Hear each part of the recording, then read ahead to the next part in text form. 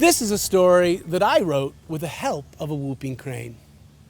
The crane's migration. At first light, the crane lifts its wings and begins to dance. Whoop, whoop, whoop. Its song seems to sing up the sun. The crane dance. It clacks its beak and struts about the prairie, dancing for its mate. When the two of them dance together, they rival a fancy dancer among the Lakota with its bustle of feathers, its red, bright head, its black tipped wings, whoop, whoop, whoop, rising up off the prairie. The cranes will migrate 1,000 miles, and they are the highest flying bird in the world. Some of the sandhill cranes will actually fly from Russia over Alaska, Mount McKinley, or Denali as the Indians call it, over the highest mountain in North America, all the way to the Gulf of Mexico. These cranes are flying from northern Canada. They fly over the pothole prairies of North Dakota. They fly over the Mississippi River. They fly down to the Gulf.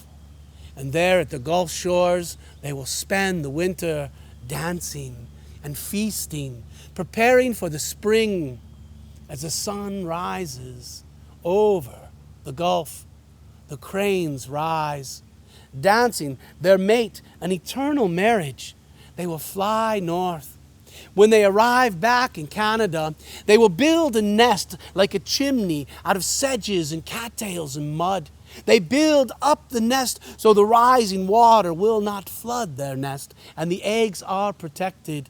But the water will also protect them from the coyotes and the bobcats and the foxes, who are predators. Whoop, whoop, whoop. When the eggs hatch, the young cranes are mud-colored, perfect camouflage.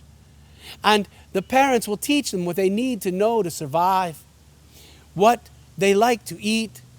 Now, most cranes, whooping cranes, they like to eat crawdads and snakes and frogs. They are mostly carnivores, but will occasionally eat the roots or tubers of a plant, maybe a large insect or the larva of a dragonfly. And as the young cranes learn to forage for themselves, their feathers change color from that muddy colt to the pure white of an adult. When they're getting ready to learn to fly, the parents will teach them how to rise, and they will dance. They will look for that warm air, and they will circle higher and higher. Whoop, whoop, whoop. In the crane's annual migration, the story hopefully never ends, but every spring begins again.